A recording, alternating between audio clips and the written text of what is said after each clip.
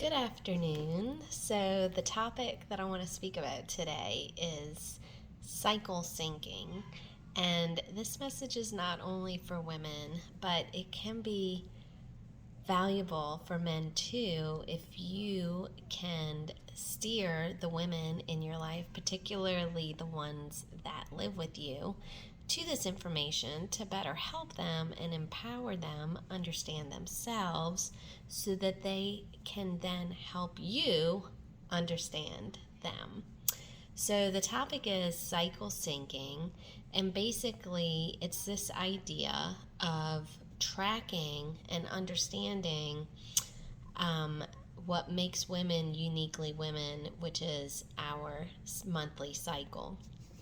And so it's not a really common topic that is spoken about amongst women in general, I think. Like, more people that I know don't talk about this versus do talk about this. It's something that I tuned into a couple of years ago and am just learning always. There's always more to learn about things, but basically, by following and tracking my cycle and understanding that it comes a woman's cycle does not just happen once a month. It's happening all month long, kind of like how we have seasons of the year: winter, spring, summer, fall. And during those seasons of the year, there are certain things happening. So, like in winter, um, the animals in nature, if you will, they're hibernated, they're prepared for the winter, and that's the time that they're resting and they're recharging. And then spring comes, and spring is going to be for a woman the time following her menstruation. And this is a time where, if we're tuned in, ladies, that we will feel um, more energetic, more creative, more willing to do something risky, like trying something new. It can be exciting.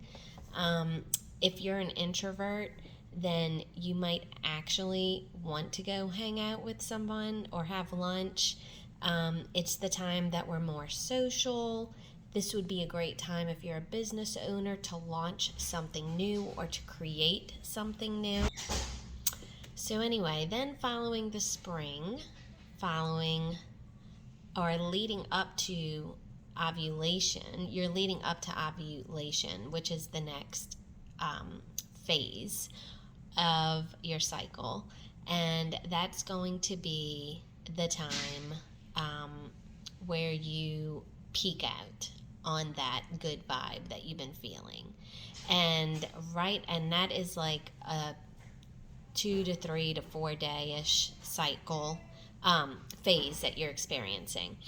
And so then after ovulation, and we could say that that's like summertime, right?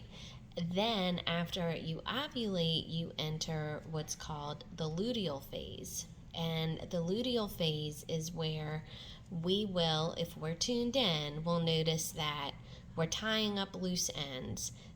Projects that maybe we've been procrastinating on, we're trying to wrap those up. It's kind of like nesting. If you've ever been pregnant and you get that nesting phase where you get that feeling like, okay, we got to get things ready to prepare for the downtime that we're going to have following birth. So also in this luteal phase, you're going to start feeling likely more tired, start craving sugar and salt, and depending on if you have mineral imbalances, and your progesterone is rising, so afternoon naps seem really appealing. So yeah, that's a little bit about the luteal phase. And then following the luteal phase, which is like fall time, the fall season, you have winter menstruation. So women, we should not have jam-packed schedules during this time. Our body craves and will thrive if we allow it to rest. a lot of times what creates this PMS syndrome in women, and that's, just speaking from experience, that's when I noticed that I would get into like an argument with a spouse or with a family member, because basically it's like things that you've been tolerating up until that point meet their end. And it's like, okay, why, and we want to blame it on PMS, but really it's because this is a time where we tie up loose ends. So that can be a loose end that you have to tie up. Um, and during the menstruation phase, if we have been honoring our body and our cycle and leading up to that point, we won't get so exhausted and so beat down. So I noticed over the years that when I would adapt my schedule to honor these different phases and not bully or force myself into what society, just the energy of the rat race and the 9 to 5, and expecting things of me that my body wasn't designed for necessarily, that now when I go into my winter phase or my menstruation phase, it doesn't flatline me like it used to, because I've been taking better care of myself. And so, so it is extremely empowering. And then, we can cut ourselves some grace. Like, for example, when you're in that fall season, the luteal season, the phase, you may feel like be able to recognize that, like, oh, I'm overreacting to something, or have an anxiety about a decision that you have to make, or putting pressure on yourself to create something, or to, start a new project, like clean your kitchen cabinets out, right? You don't need to be doing that. You don't need to be starting a project in your luteal phase. That would be self-sabotaging. And so if you're tuned in and you're aware, you can be aware of yourself and own your own drama. And then you can communicate your needs and be like, look, right now I'm not ready to discuss this, or I am needing some extra grace this week. I feel a little bit like I'm not my bubbly self because my body's preparing to menstruate. And you see, this is how these conversations go. And then, because we have this grace for ourselves and this compassion, then we can receive grace and compassion from the people that live with us, because we're able to communicate what's going on with us, what our needs are. We're able to advocate for our own selves instead of expecting everyone around us to understand what we're going through. So until we understand ourselves, we're not going to be understood.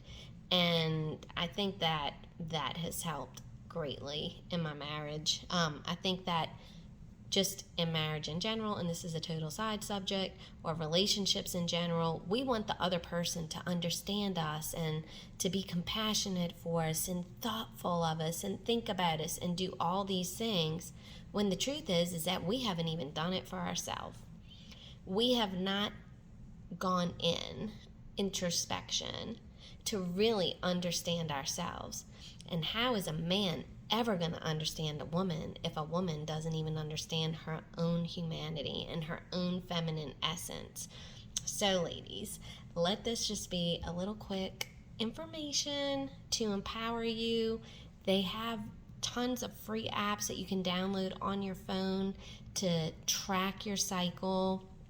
They even have some that will give you information, and you click on the day and it'll say, oh, you're probably wanting a nap today, or you're feeling bloated, because that's another symptom that happens at some point during your cycle, like the luteal phase. As your progesterone starts to increase, you might get a little bloated or constipated, and we just understand ourselves better. So yeah, if you want to continue this conversation, I'm down for it. I enjoy talking about this and seeing other women empowered, because there was a time in my life where I felt like a victim to my hormones, to my womanness. And yeah, I'm not there anymore. So it's fun to share and empower others. So I hope that this blessed you. Feel free to message me and we can continue this some more if you'd like more information. Y'all have a great day.